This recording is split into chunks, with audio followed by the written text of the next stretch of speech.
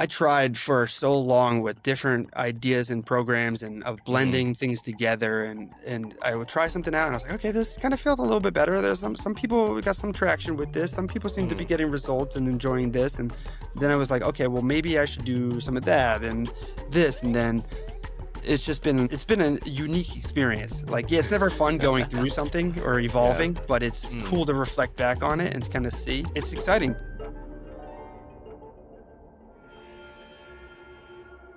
Hello, hello, and welcome back to Retrieving Sanity with your podcast host Keegan. And this is your podcast for all mental health, addiction, recovery issues, and topics. And I've got some questions for you, real quick. Do you feel like you're in stagnant water? Do you feel like you're stagnant water?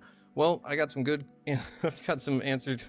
I've got some good news for you. If you're feeling like you're stuck in the grind but not moving forward, my guest this week is performance coach Rob Tracz, and he knows that struggle all too well himself. He turned burnout into breakthrough and now helps entrepreneurs do the same. We should dive into some resilience, intentionality, the power of creating your own luck, per se, and more. So remember, your next level might be one decision away. And with that being said, Rob, how are you doing today? Hey, Keegan, I'm doing well. Thank you for having me. I'm excited to be here. Of course, I'm excited to have you on. Burnout is one of those things that just kind of sneaks up out of nowhere, doesn't it?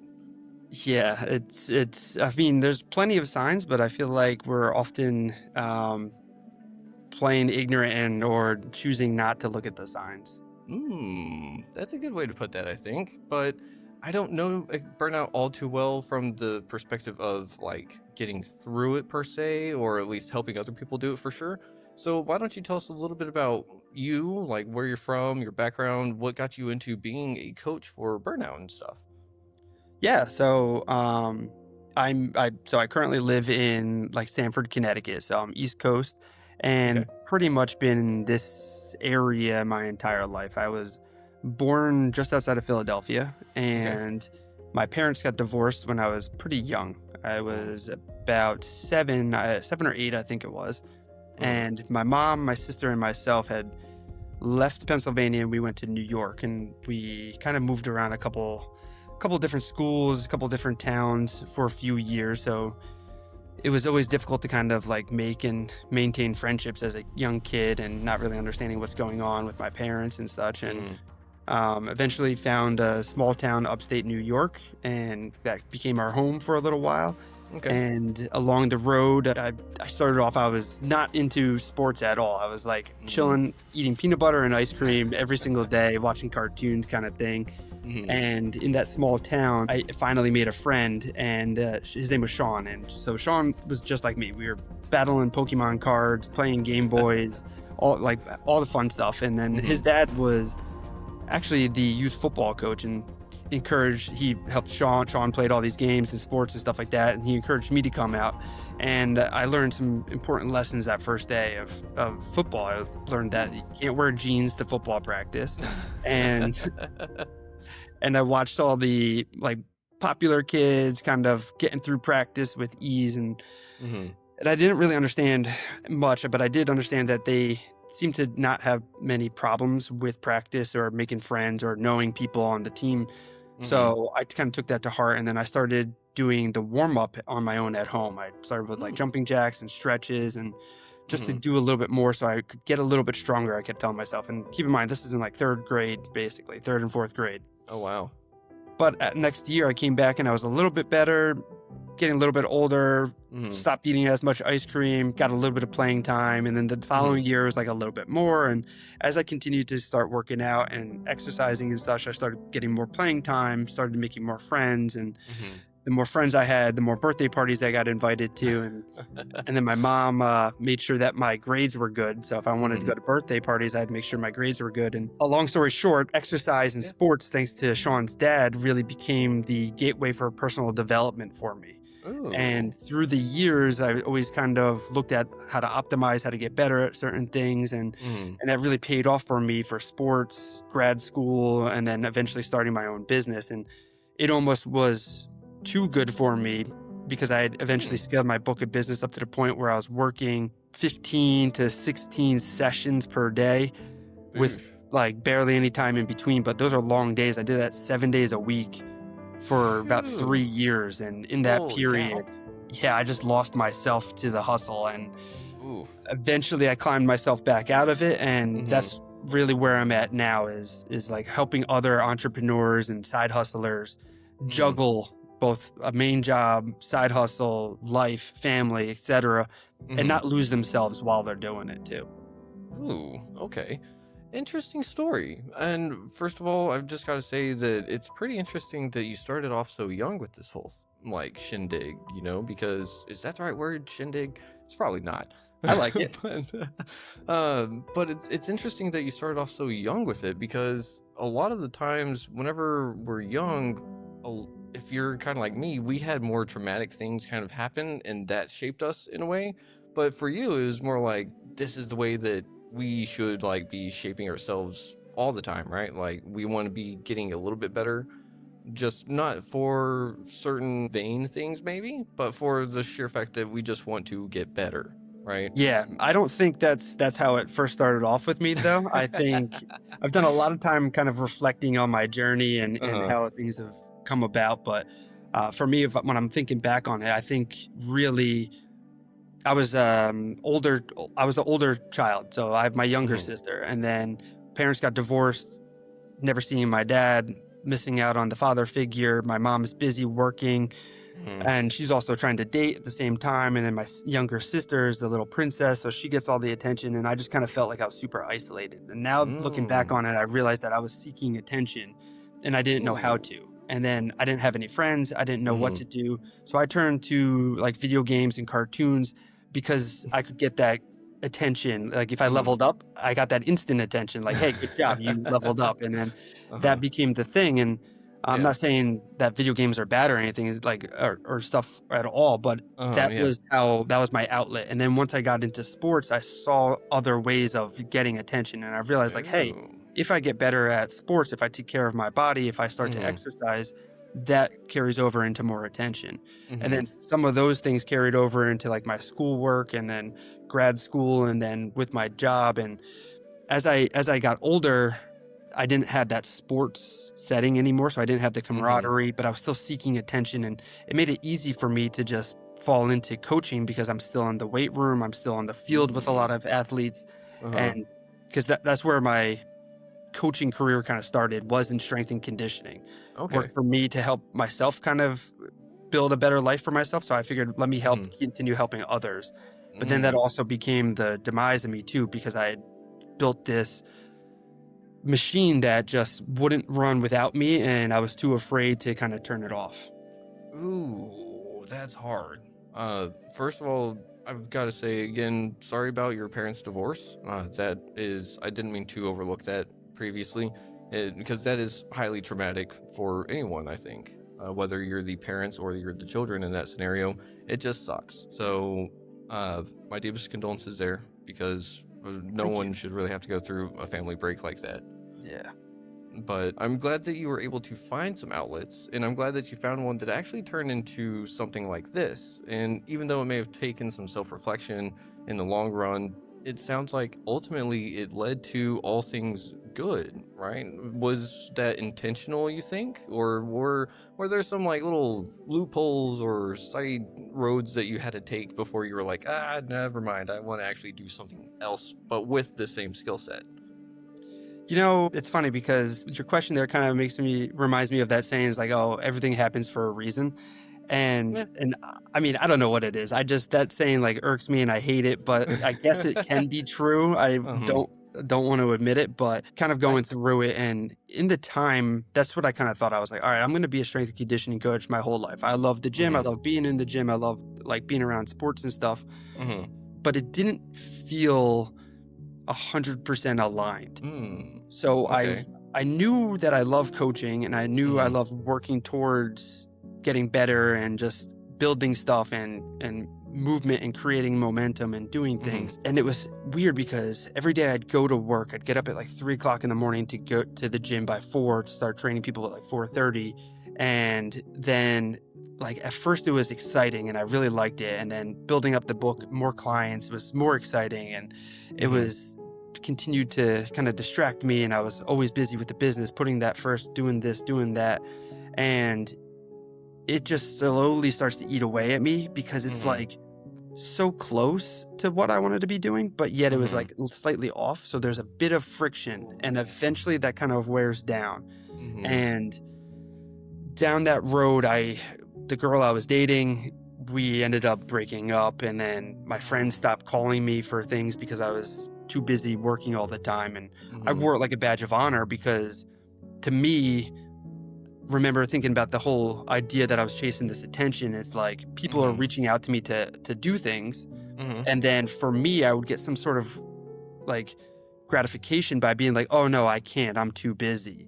And then like being able to like turn people down, that would kind of get me like excited and moving forward more. And then fast forwarding, eventually my dad gets super sick with stage 4 pancreatic cancer, and he's still down in Philly and I'm in Connecticut, and he took a really hard turn really fast. And from the day that he called me, which I still have the voicemail, to when he eventually passed away was about 6 weeks. So from thinking he was healthy to him passing away was so fast. And when I got a call from his girlfriend, and he was saying like there's been a change of plans and he's actually has to go into hospice like tomorrow. And I was working 7 days a week, and I didn't want to turn away any clients. So I would drive to Philly at like 8 o'clock at night. It's about 3 hours from where I am.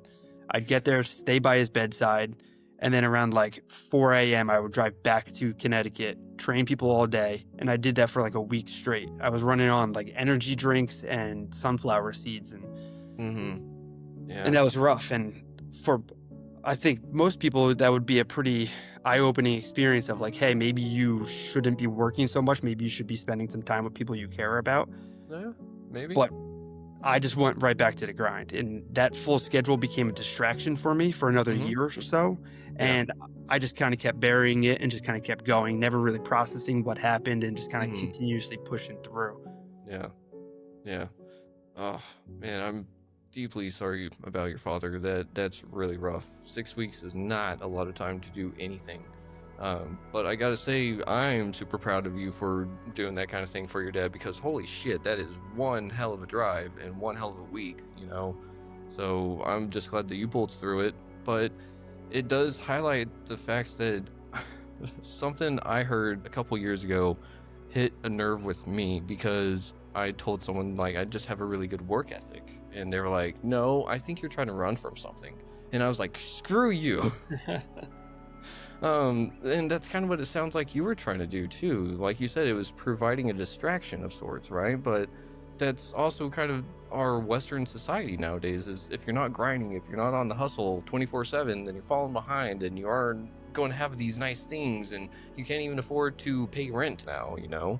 So yeah, that was me. I was making tons of money especially for like a strength and conditioning coach and where I was at, but like it was about like a year or two after my dad had passed, and it was like a holiday weekend or something, and all my clients were away, and like I'm sitting in my apartment by myself in the dark with like, my apartment is, I have plenty of money, but all I have is like a chair in the living room, and then like my bed, and then like my table that I just sat at.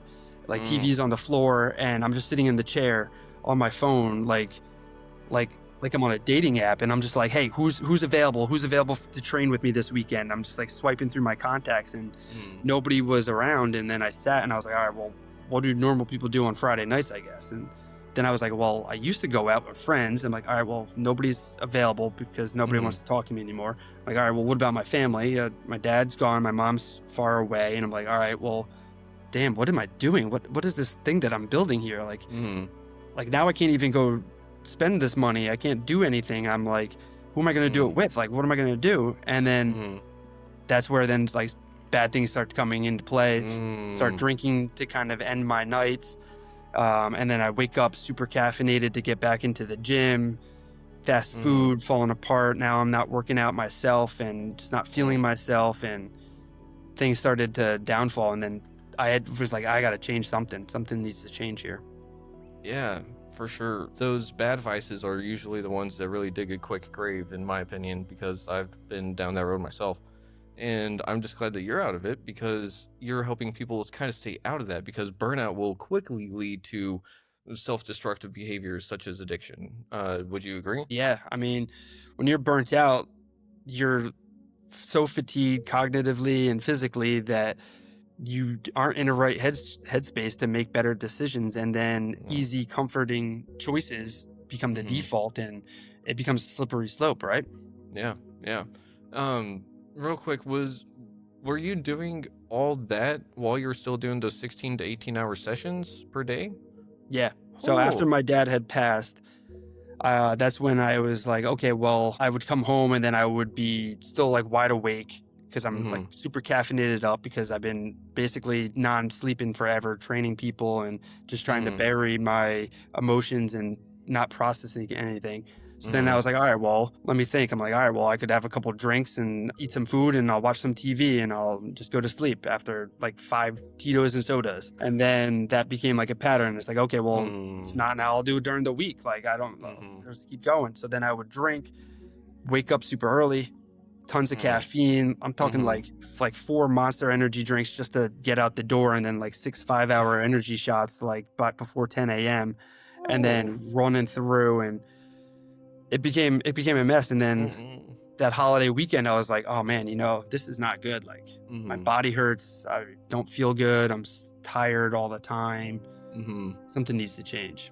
Oh, man, that's rough. I mean, I know that whole thing of having to like wake up early-ish for a job after a night of drinking or drinking all the time, like myself, and it sucked. And that was one of the things, is that I had to kind of rely on energy drinks and stuff like that. But the thing was, is that if I slowed down, I could notice it, and I had to pick it right back up. Otherwise, I was a goner. And I think that it's pretty telling that you were able to sit there and just kind of realize that there's something not right, but you sat there and that was your turning point, I suppose, right? Was sitting there realizing something had to change. Yeah, it was Okay. sitting there and kind of reflecting like, all right, well, I can either keep going with this lifestyle Mm-hmm. and things could get a lot worse, or I Mm-hmm. could try to make some changes here. And from there, it was like, all right, well, what do I need to do? Mm-hmm. What's helped me be successful in the past? Yeah. And then it like kind of starting to reflect more like Mm-hmm. consciously on different things in my life, and then Yeah. slowly that became piece by piece what I'm doing now. But it Ooh. wasn't like an easy transition. Like I didn't just Mm-hmm. know like, okay, this is exactly what I'm going to do, because like I worked so hard. Like I had all Mm-hmm. this like alphabet soup after my name for all these Mm-hmm. credentials and degrees and things like that, certifications. So I didn't Mm-hmm. I didn't want to get rid of strength and conditioning Yeah. as a career or as an identity. So I was Yeah. like, all right, well, I can't do that. Well, what can I do? And thankfully, Mm-hmm. one of my mentors was like, hey, man, like, don't get rid of that stuff. Just adapt it or evolve it into something new. And he Ooh. he was always like, you're the most equipped to help Mm-hmm. who you used to be. So like, let's look Ooh. at some of these things where you were and who you were in these situations, and how did you Uh-huh. start to climb out of it? Ew. That's interesting. So you had someone help you put a mirror up to yourself and your past and say, hey, look, you've been here before, just in a different situation, kind of. So just flip the script a little bit, right? Yeah. Yeah. Huh. And it was thankfully found some great mentors, but like also was going down the road and like trying to build the business, trying to figure out how to pivot a Mm. business and Mm. not also sacrifice everything at once. And it was like, okay, I don't know how to do this. It's like step by step. It was a slow grind. Mm-hmm. And there's also a lot of like scammers out there in the world too, because this was like right before COVID. And then when COVID kind of Oof. happened, it was like everybody online trying to like do everything. So I've gone Mm-hmm. through a lot of different coaches, but thankfully I found some really great people Mm-hmm. who've helped kind of guide me and continue to help me evolve as an individual. Oh man, that is awesome. Yeah, COVID, I think, screwed up the entire world in more ways than one, and I think we're still feeling a lot of those repercussions today. But you do bring up a good point, though, is that we have to watch out for those scammers and everything. But on the side note of that, though, watching out, Would you say that you were in burnout right then, or would you say that you hit burnout trying to transition into that new business of sorts? Yeah, so I say I was definitely burnt out when I was in like the personal training and strength and conditioning world. Okay. Like Just because you're going doesn't mean you're feeling good, right? right. So like for me when I'm thinking about burnout, because burnout comes up in a lot of different hats and masks and can show up and be caused Mhm. by a lot of different things. And for me, Yeah. I was physically and mentally, emotionally just exhausted. I Mm. was not fueling myself with anything good food wise, or like when I talk about our diets, when I talk for like a lot of my clients, nutrition stuff is easy because that's kind of my background. But I Uh-huh. also lean into like our digital nutrition as well. So, like, Ooh. are we listening to great, inspiring podcasts like this, or are we Mhm. just binging Netflix every single day? That's kind of where I was. I would come home, turn it on, and I would just like tap out and then Mhm. start it over the next day. So there's Yeah. no motivation. There's nothing. I wasn't consuming anything to motivate me or inspire or educate me on how to get better. And I was Mm. also draining myself with poor quality foods. Mhm. I had no direction. I had no focus. I didn't know what I was doing because I Mhm. was just like, okay, I'm pretty much maxed out my schedule.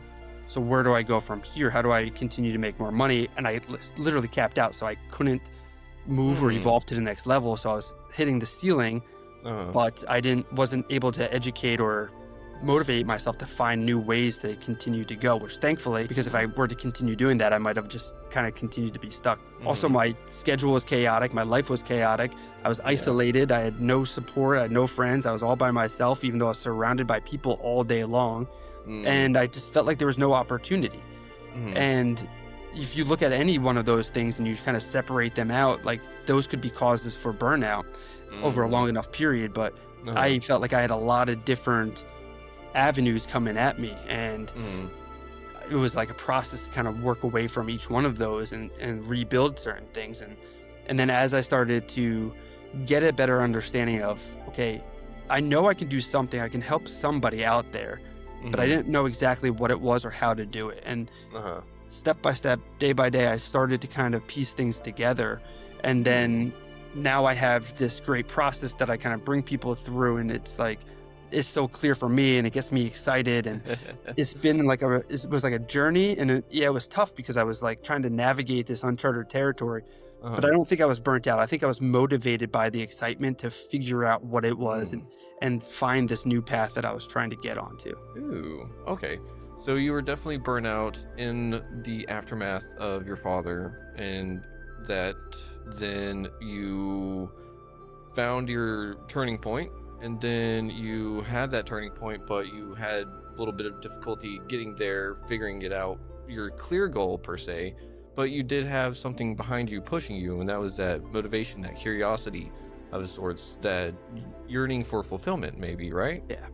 Yeah. And that's what kind of kept pushing me to keep figuring things out. And I tried for so long with different ideas and programs and of Mm-hmm. blending things together, and I would try something out and I was like, okay, this kind of feels a little bit better. There's some people got some traction with this. Some people seem to be Mm-hmm. getting results and enjoying this. And then I was like, okay, well maybe I should do some of that and this. And then it's been a unique experience. Like, yeah, it's never fun going through something or Yeah. evolving, but it's Mm. cool to reflect back on it and kind of see. It's exciting because now I get Yeah. to do fun stuff, and I look at my schedule now and it's still pretty busy with training and events and speaking things and conferences and different things that I'm going to.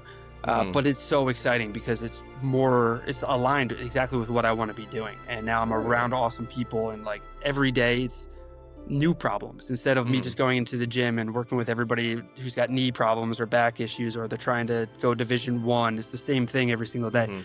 Now I have the same problems, but they're differently evolved. Like, how does this person get their bookkeeping business off the Mhm. ground, or how do they hire new people, or how does this Mm. person finish their novel that they've been working on for 10 years? And Uh-huh. then I've got this person starting their coaching program, and how did they go Oh. from zero audience, and how did they Mhm. build up? And so it's exciting because there's so many new problems to help people solve, and I don't know the answers to all of those things either, but Yeah. I'm there to help people kind of guide through and show up for their best selves so that they Mhm. can solve the problems themselves.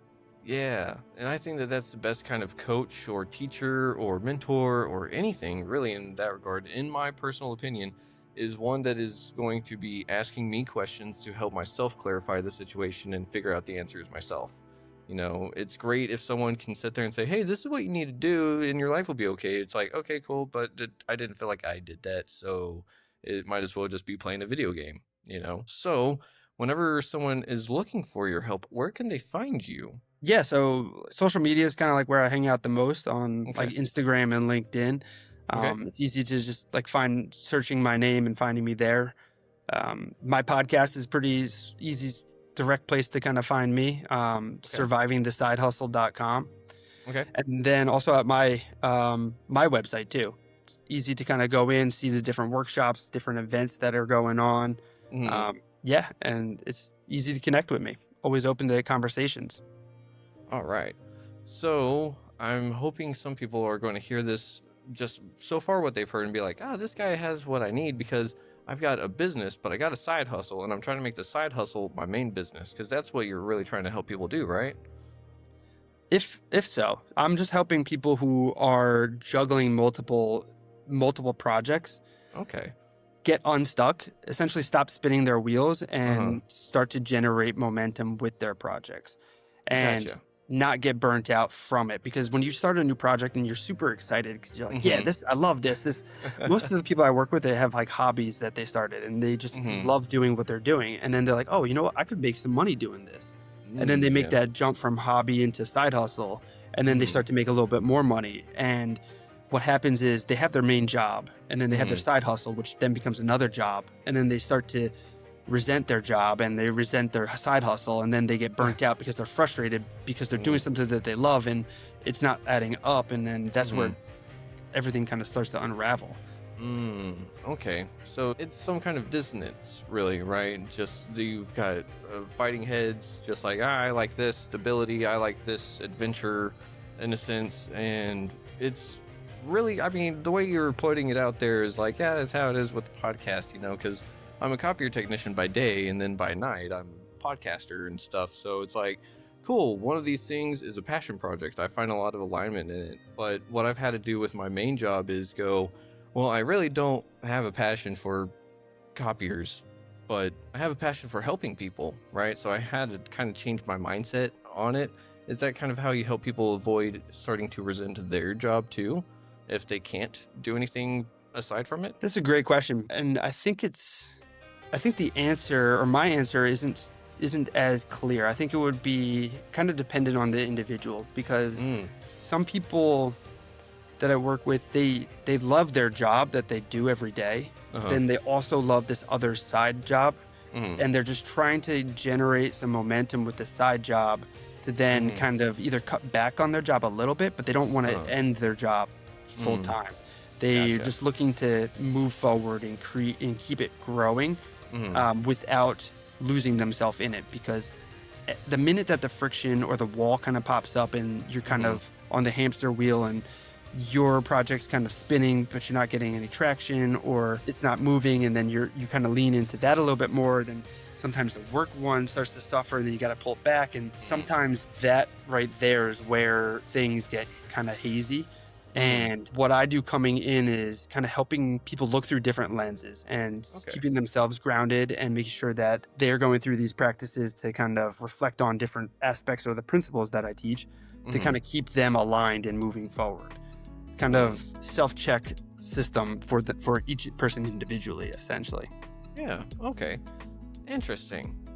So one of my questions is, how would you help someone recognize that they're about to hit burnout if they haven't already? Yeah, so, well, one, obviously having a quick conversation, kind of feeling it out, seeing like, okay, well, where are we at in terms of what we're doing? One of the first exercises that I kind of run through with people is it's like an output assessment, kind of figure out where they are on this resilience matrix that I call it. It's kind of like a graph. And if you're too far to one side, you're too physically exhausted. You're like pushing yourself long hours, like you're just drained from whatever you're outputting. Yeah. But then on the y-axis going vertically is like your cognitive or your emotional output as well, because if that's also super high, that's where you get cognitively burnt out. So you can get physically crushed and then cognitively burnt out, and then when you're both of those, then you're just totally destroyed. But the same thing though is the other way around. So if you're not being challenged enough on either of those, you'll stay down in the comfort corner, and that's not going to help you move forward with the projects that you are. So for example, if you think of it like a graph, like I was saying before, the y-axis is that cognitive one and the x-axis is the physical one. Yep. When I was with my personal training business, I was physically exhausted to the extreme. So I was all the way to the right on the physical side.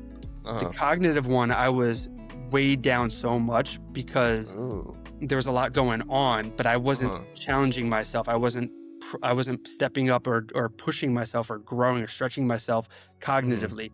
Every day was the same thing, same problems, same people. There was nothing new. So I was down, really far down. And what you want to do with this matrix, this graph, is you want to try to get back to the center. I always talk about like diamonds, because diamonds are formed under immense amount of heat and pressure.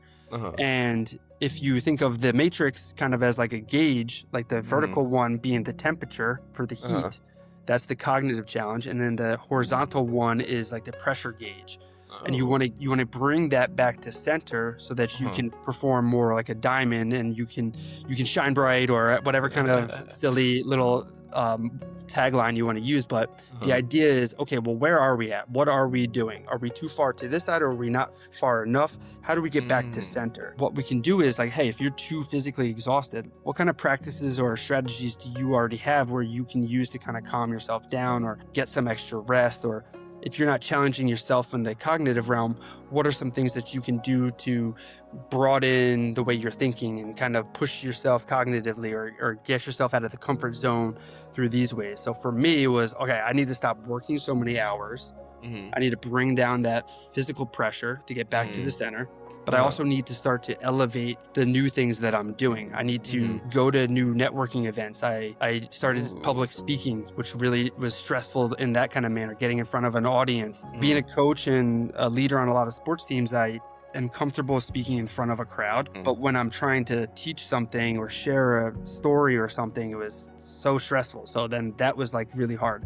But that was getting me out of my comfort zone in the cognitive realm. And that was all about aligning back to that diamond zone in the center. And once you're kind of there, then we can move on to like the next step and kind of seeing like, okay, what else? What are we consuming next?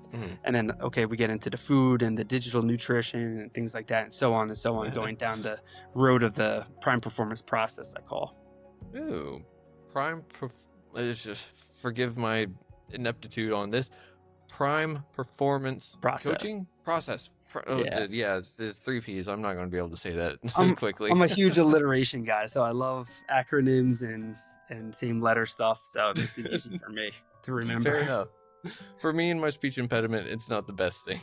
But aside from that, you had mentioned something in there called the comfort corner. What is that? Just where people like to sit all the time? Is that where we find ourselves most of the time? I wouldn't say most of the time or all the time, but going back to that matrix. So if you're in the lower left-hand quadrant, that's the comfort corner. So that's where you're scoring the lowest on like the physical pressure gauge, but you're also scoring the lowest on the cognitive temperature gauge. So you're not challenging yourself cognitively and you're not challenging yourself physically. So you're just chilling out all the time. And there's nothing wrong with that, because there are going to be seasons where we want to spend more time in there. So like you're somebody with a super stressful job where you're handling a lot of tasks and you're also working a lot of long hours and you're juggling on your projects, you might be in the top right-hand quadrant. And we would need to practice or design a plan to bring us back towards that comfort corner, to bring us closer to the diamond center, right? Because if we go from the top right to the bottom left, we're going to cross right across that middle diamond center. But the problem is if you stay there for too long, because you do need a little bit of friction to kind of start the fire, to get the ball rolling. Uh-huh. So if you want to, once you do kind of bring yourself back down and say you are in that position, you're dropping all the way down into that comfort corner and you Uh-huh. spend time there for a while, it's Mhm. cozy. So you're not going to want to move. So if you want to start a new project, or if you do want to hire new or get new clients or hire a team, or if you want to start a new podcast, or if you do want to do something, you're going to Uh-huh. have to challenge yourself and get out of that comfort corner. So yeah, getting out of the comfort corner is pretty difficult. I mean that's how this podcast really started, right? It was getting out of my comfort zone in many more ways than I thought. But that's kind of interesting because I'm sure that you were stepping out of your comfort corner going about this whole business as well. Even though you had a whole bunch of skills and stuff behind you and you had a bunch of support, I'm sure that that was still something that was like definitely out of your comfort zone, right? Yeah, definitely. Starting my podcast was terrifying at first because I didn't really know what I was doing.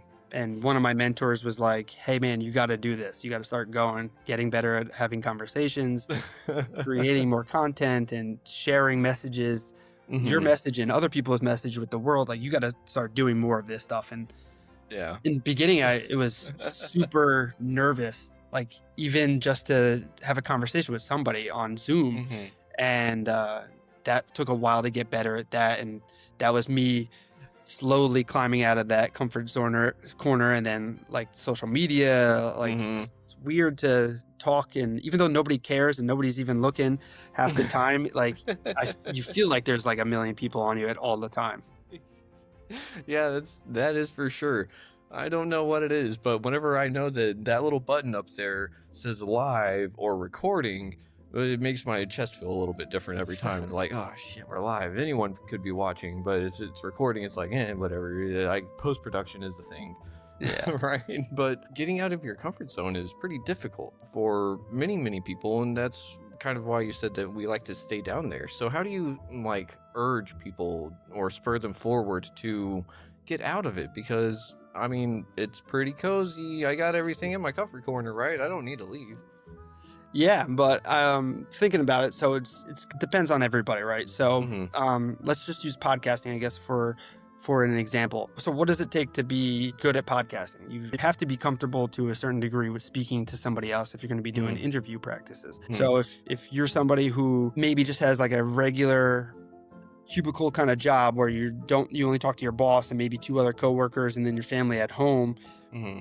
social skills or social, like just communicating with people might not be a strong suit, and you're going to Hmm. have to get better at that. And Yeah. if your goal is to start doing a podcast, maybe you just kind of start having conversation, go to a networking event or something and just Hmm. meet somebody and then just build that up a little bit. And then maybe you go to another event down the road and then Hmm.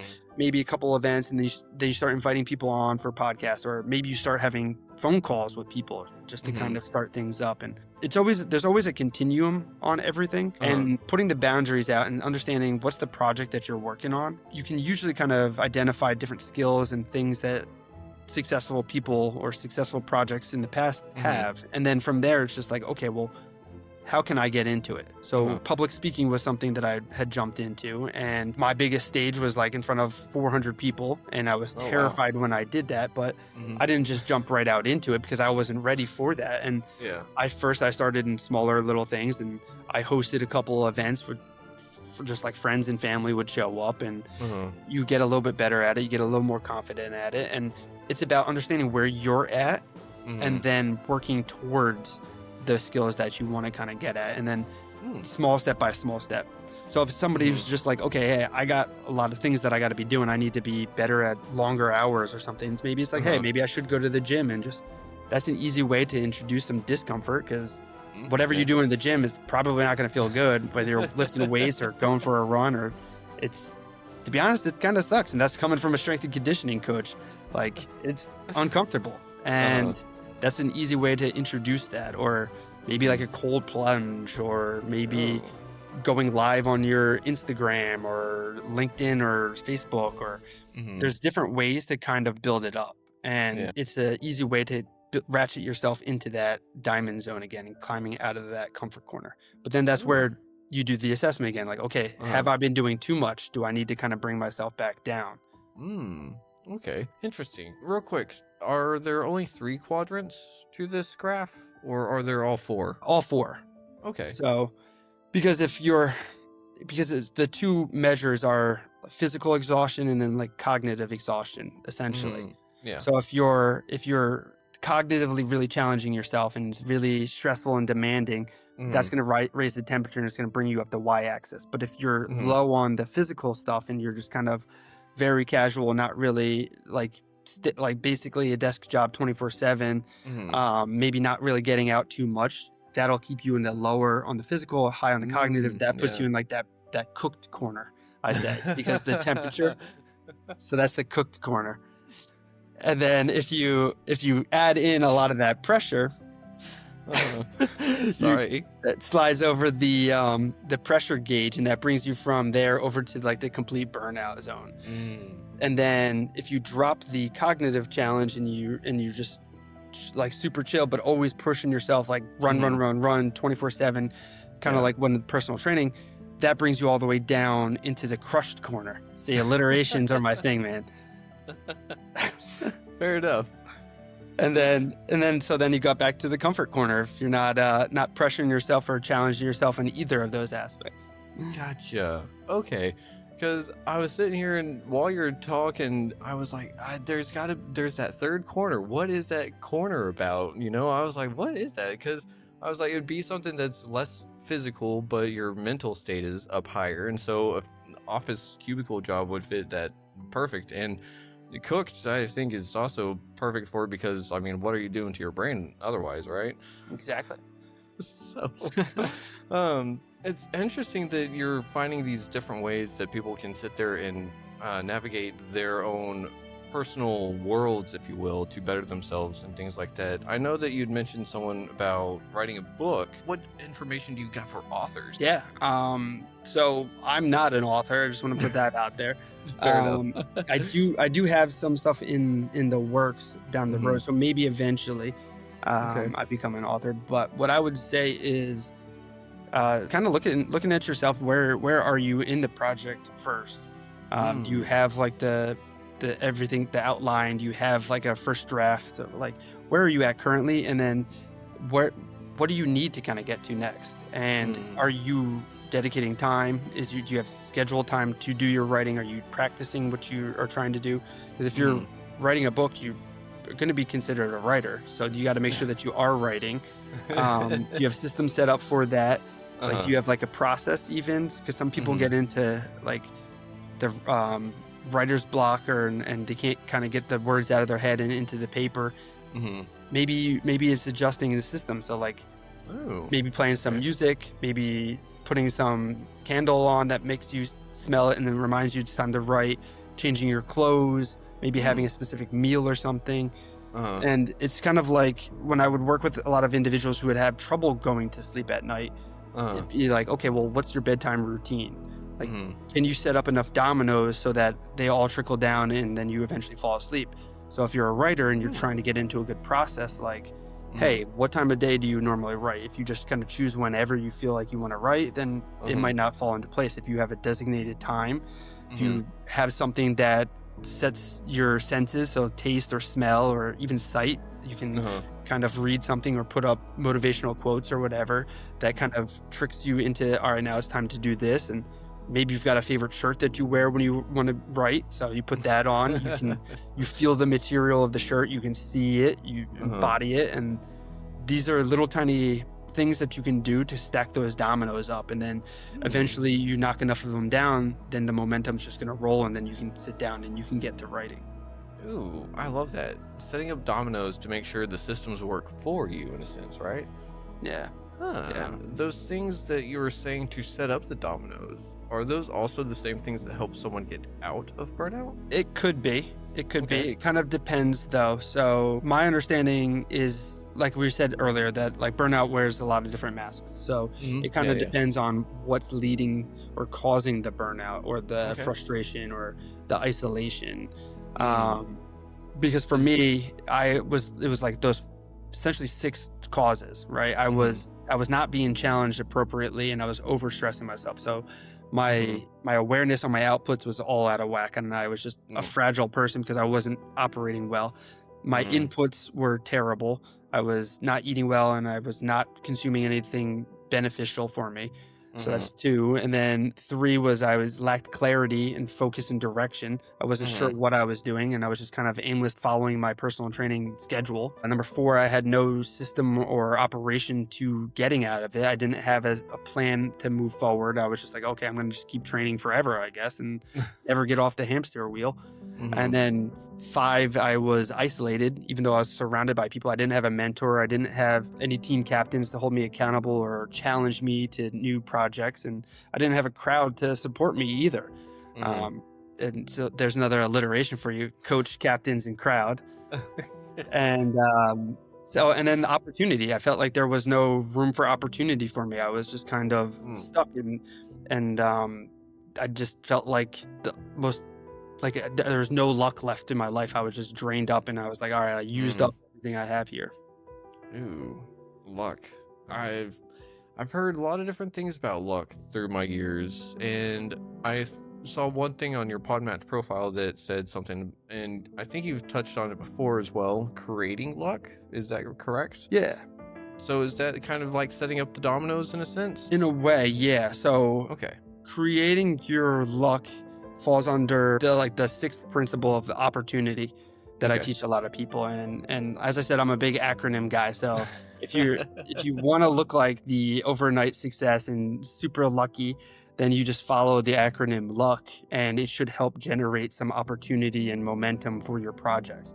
And if you could remember luck, then that can get the ball rolling for you. And the first letter is leveraging your uniqueness. So to figure out what your uniqueness is, you got to understand what is the problem that you're trying to solve. So whatever project or side hustle that you're working on, what is the problem that it solves for whoever your audience is? Then you want to understand what is the cause behind that problem. And then finally, what is your unique solution, or how do you solve it versus somebody else? Ew. And that the cross section between those 3 things is what comes out to being your uniqueness. So for me, with my business, the problem that I solve is stagnation. So someone getting stuck and they're caused by burnout, or they're not sure what they're stuck by. They're just kind of stuck, and they're can't get out of the way. The wheel is still spinning. And the uniqueness, or the lens that I bring in for the solution, is awareness, is reflecting more consciously on things, looking at these principles and seeing, where are you? Are you, like, going back to that matrix? Where are we at? We get to the inputs, like, what are we consuming? What are digitally and dietarily? And just going down the list of those. And then that fills in on leveraging your uniqueness. Okay. So is that all luck is leveraging your uniqueness? Oh, no, sorry. There's still 3 other letters. Then you is understanding your audience.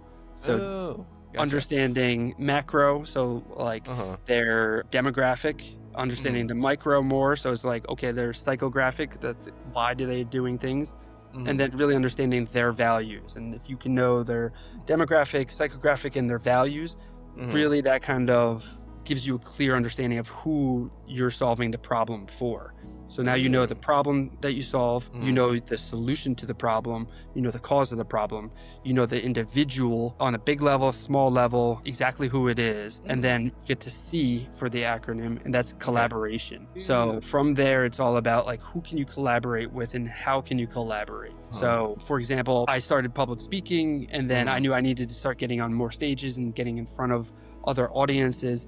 I started going to this one public speaking coach time after time, and eventually we developed a relationship, started collaborating together. Now I get to teach some of his workshops, I get to go on his stages, these things that gets me in front of more people. So collaboration is key, but to have a good collaboration, we have to understand the commitment behind it, the capacity, and the checkpoints to make sure that things are moving smoothly. The 3 C's. I got you. Yeah. And then once you have a collaboration kind of drawn out, then we get to the final letter, which is K. Super simple. You just got to keep showing up. So how do you keep showing up is you constantly are capturing as much as you can. So testimonials, pictures, your feedback from people on different events or projects. How did things go? And then you want to continue growing. So now it's assessing on how did things go. Like, oh, did this go well, or did that thing not go so well? Could I have done this a little bit differently or better? And then you just change and evolve. And then that opportunity, you take the information and you reflect on it, and then you move forward. Again, was the project good? Was the problem that you solved not really for the audience? Maybe you need to change that around. Maybe the collaboration didn't work out so well and it didn't pan out the way you thought. So maybe you can lean into finding a better collaboration to help it down the road for the second time you're going to run through the project. Ooh, okay. So, man, the way that you just kind of laid everything out really makes it sound like someone could do this, but at the same time, they might just need that outside lens. They might need that outside perspective. And that's what you bring to the table, is that awareness to be like, hey, nah, bud, you kind of like, you're going for this and you totally went to the right. And that's not the way to go, right? He's like, hey, man, like, you're pretty close, a little off. Like, are we happy with that, or do we want to kind of slide over that way? Like, I mean, the choice is ultimately theirs, right? yeah, I mean, maybe like, so yes, I mean, like, joking aside, like, sometimes that is what happens, right? So like when I was trying to figure out what I was doing, I was like, all right, I'm going this way, and I'm like, I'm going that way. I'm going this way, I'm going that way. And then eventually I was like, oh, you know what? I'm going to stay over here. I like this spot.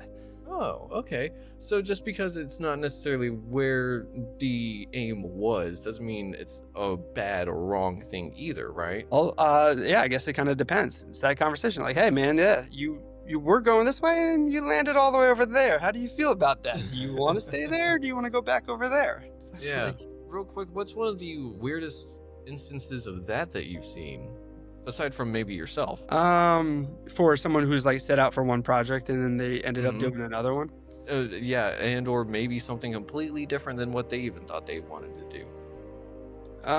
That's interesting. I'm not sure if I can think of one per se, but I know with like my group of friends and people in my mastermind, the projects evolve, but it's never like okay, I'm going this way, and then all of a sudden I'm like down the road. It's like, it's usually like a small little deviation, and then it slides a little bit here, and then it kind of switches to the other side. But usually it makes sense. I mean, I have seen people who've like been in the one industry, like accounting for 30 years, and then just decide that they want to be a nurse. All right, yeah, total flip, but more power to you.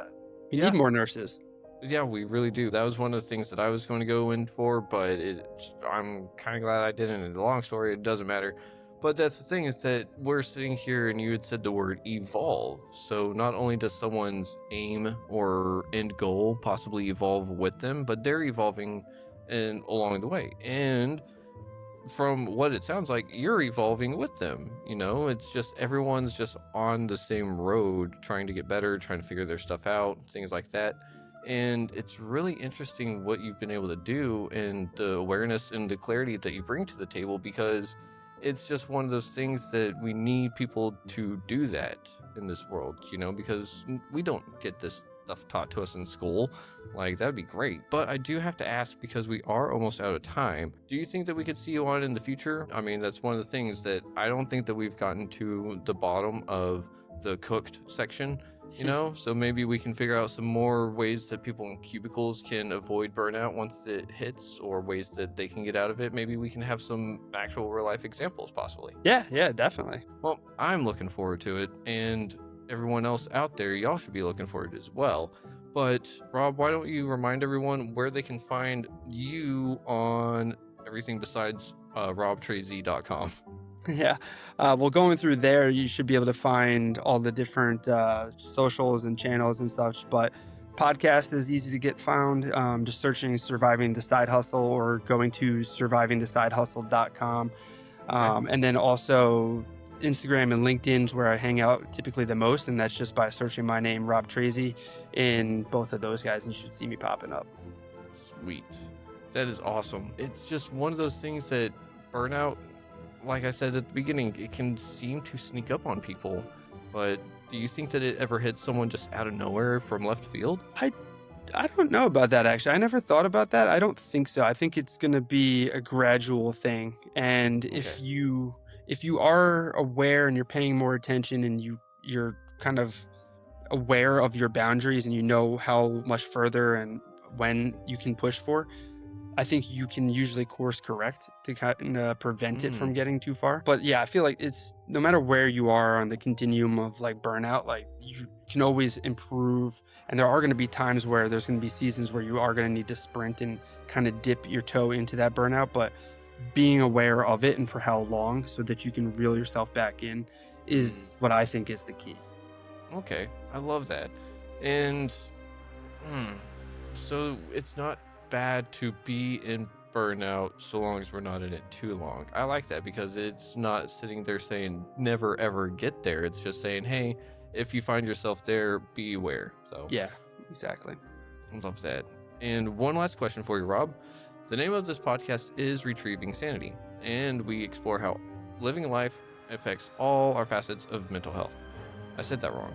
But, anyways, with that being said, looking at the motley adventures of your life, what does retrieving sanity personally mean to you today? And what's one practice or perspective that someone else can use in their journey? Yeah, for me, I think it's kind of getting back to being grounded and getting around people and just connecting more. I think connecting more is what it means to me, and I think the best way to do that is to just be open and touch base with people and reach out, have a conversation, connect with old friends and new friends too. So I think connection's the key here. Sweet. Connection is key. It is one of the things that helps fix addiction for me. So I think you're right on spot. So, with that being said, Rob, thank you for being on Retrieving Sanity. And it's been an honor and a pleasure. And I'm looking forward to our next conversation. And hopefully, I don't hit burnout before that. So, with that being said, everyone else out there, y'all have a wonderful rest of your day, night, weekend, whatever it is that you're listening to this. But aside from that, just got to remember to love yourself, love others if you can, but you got to love yourself first. And just try to stay safe out there. It's a crazy world. Take care of yourself. And with that being said, we'll see you next week. Much love. Shalom.